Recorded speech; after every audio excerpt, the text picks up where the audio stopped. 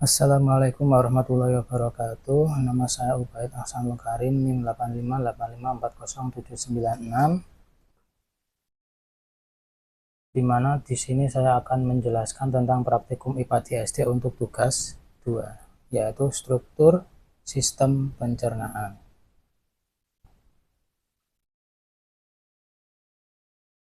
Nah, di sini kita bisa melihat bahwasanya struktur sistem pencernaan. Nah, gunanya apa toh? Sistem pencernaan makanan itu digunakan untuk manusia, tubuh mendapatkan nutrisi, yang mana tadi kemarin dijelaskan bahwasanya makhluk hidup itu bergerak, bernafas, dan makan, membutuhkan nutrisi. Sekarang saya akan membahas kelanjutan dari modul sebelumnya, yang mana sistem pencernaan terdiri dari mulut,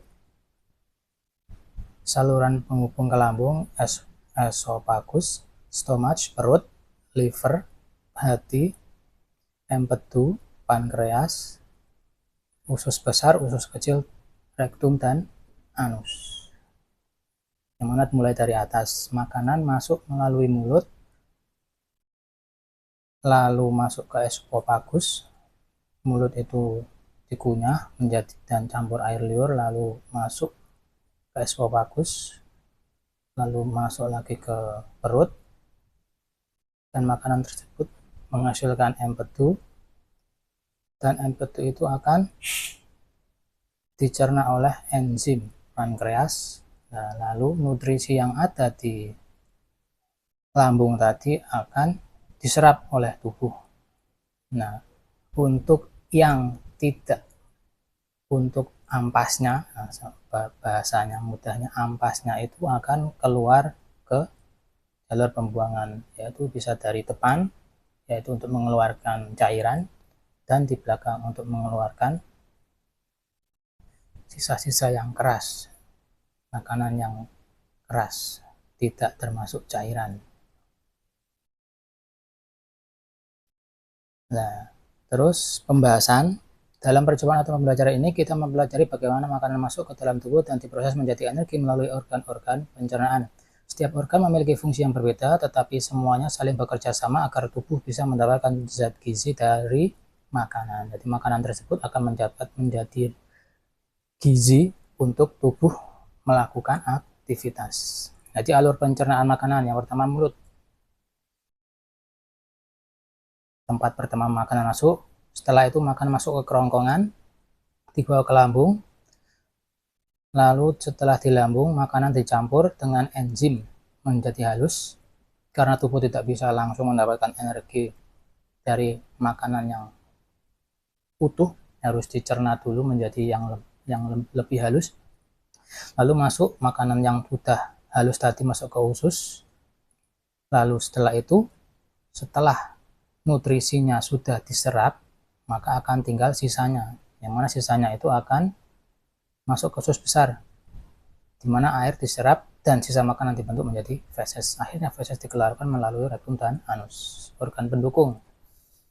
Organ pendukung untuk sistem pencernaan itu ada hati, kantong empedu, dan pankreas. Jadi kesimpulannya adalah sistem pencernaan manusia terdiri dari beberapa organ yang bekerja sama untuk mencerna makanan.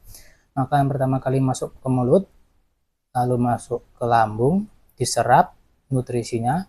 Nah, setelah diserap, sisa makanan yang tidak diperlukan oleh tubuh akan masuk ke usus besar dan akan menuju ke anus atau rektum. Nah, semua organ saling terhubung dan penting untuk menjaga kesehatan tubuh. Lalu kita masuk ke pembahasan kedua, yaitu laporan kegiatan praktikum pesawat sederhana. Mana saya ingin membahas tentang kegiatan praktikum 3 berupa katrol. Nah, katrol. Nah, data ini dihasilkan dari simulasi di sini. Nah, balance. di balance keseimbangan. Jadi ini 200. Oh, bukan yang itu. Yang ini. Nah, ini. Ini untuk katrol, untuk satu katrol. Katrol tetap. Dan kecilkan dulu. Nah, ini. Jadi jika 10 kg, maka kekuatan yang dibutuhkan adalah, nah ini, ya, tenaga yang diperlukan untuk mengangkat itu sama. Kalau kita coba menjadi 20,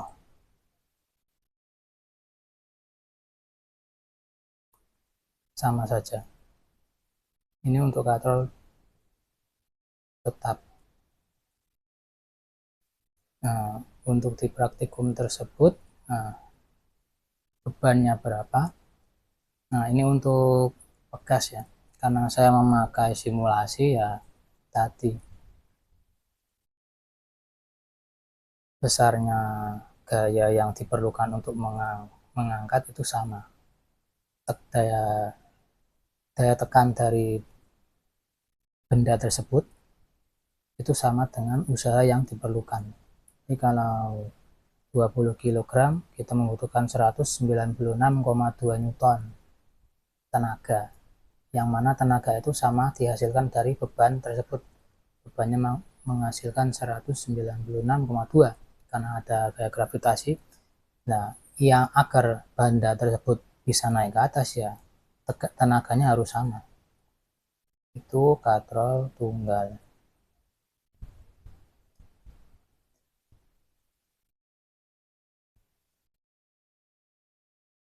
Beda kalau katrol, nih katrol mekanik ya, atau katrol bergerak. Katrol bergerak beda, dia memakai dua katrol seperti di modul juga, di modul praktikum IPA juga.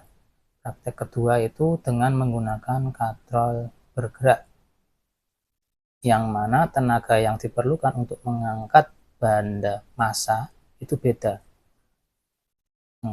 Bisa kita lihat ini ditarik. Jadi usaha untuk mengangkat beban itu berbeda. Tekanan yang dihasilkan dari massa tersebut itu 196. Nah, agar kita bisa mengangkat massa tersebut, berat benda tersebut hanya dengan setengah dari benda tersebut, massa tersebut. Ini kalau kasih 1, nah kelihatan jelas kan, 9 Newton itu ke bawah masanya itu karena gravitasi. Kita menarik hanya butuh setengah usaha dari benda tersebut. Bukan berat ya, ini berat. Nah, ini sudah dihitung dengan perhitungan kayak gini. Usaha yang diperlukan hanya setengahnya. Jadi kalau ada lagi ini 3, usahanya dibagi lagi menjadi 3. Jadi setiap katrol itu bisa mengurangi tenaga usaha, mengurangi tenaga untuk mengangkat massa tersebut. Semakin banyak katrol semakin ringan, tapi juga gitu, semakin banyak katrolnya. Nah, terus untuk tuas, nah tuas ini sudah saya tes tadi. Tuas itu ada di sini, percobaannya ada di ini. Nah,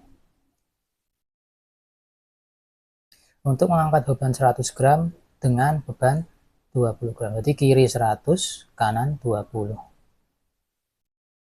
Karena di sini nggak bisa 100, sudah maksimal. Nah, ini hanya 40. Kita bandingkan, kita bagi persamaannya biar sama. Jadi 100 kita umpamakan 50, 25 ya, 100 bagi 4, ini 100 bagi 4 berarti 25, 20 bagi 4, 5, berarti 25 dengan 5. Nah, kita langsung praktekkan 25 dengan 5. Nah, ini kiri, ini kanan. Nah, untuk menstabilkan kedua benda tersebut agar sejajar, agar stabil ya, kita pindahkan. Nah, nah seperti itu. Semakin dekat benda itu, maka akan semakin ringan karena tumpuannya ada di sini. Gaya gravitasi juga akan berkurang. Beban semakin dekat dengan titik tumpu, maka akan menjadi ringan untuk tuas tersebut. Karena bebannya ada dekat dengan tumpuannya. Nah, ini jelas ya. Jadi dari perbandingan 2 dan 10. Jika 25 kilo itu perlu di titik kedua, tetapi kalau 5 kilo itu berada ke titik 10 agar bisa stabil. Momennya sama 490 dan 490. Seperti itu, ini sama kayak seperti tadi. Sekarang yang terakhir, perubahan wujud zat. Ini juga karena saya juga memakai simulasi, jadi seperti ini.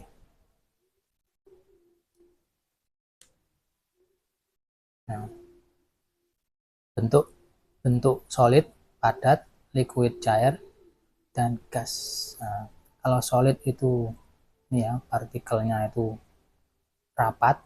Kalau liquid itu rapat tetapi tidak beraturan, ya, tidak beraturan, tidak tetap. Kalau gas, nah, ringan sampai dia bisa terbang, tidak terkena gravitasi. Jadi kalau seumpama ini kita pindah ke Celsius saja, nah, padat kita panaskan, maka dia akan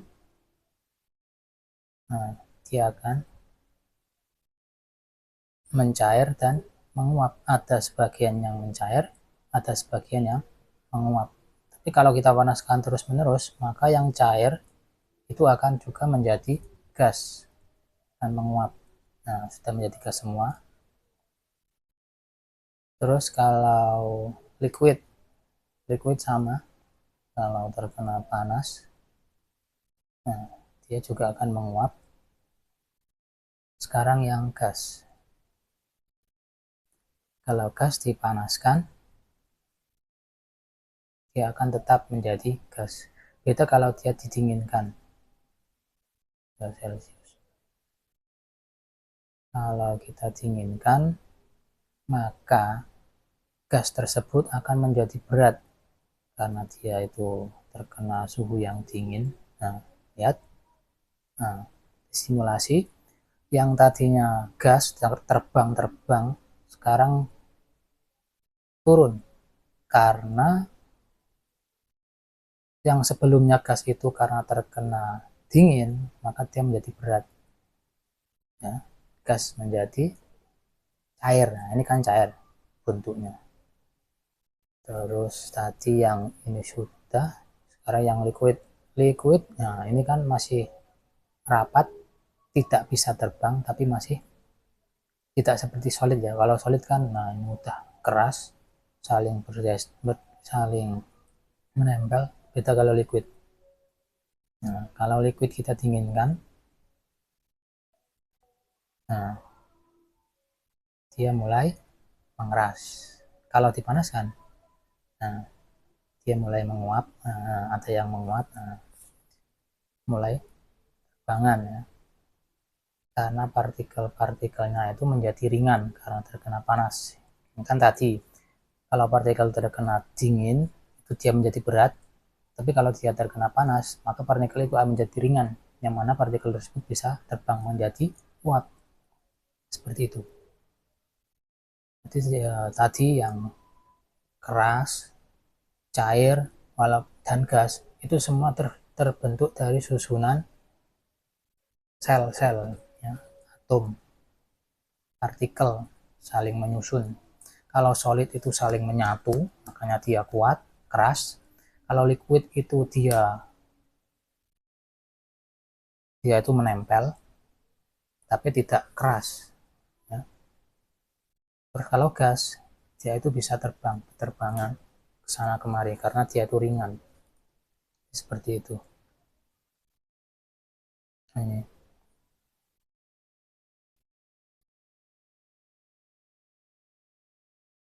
Nah, ini tadi wujud batu menjadi gas, wujud cair menjadi gas. Nah, udah. Baik, cukup sekian video dari saya. Banyak salah kata, saya minta maaf yang sebesar-besarnya. Assalamualaikum warahmatullahi wabarakatuh.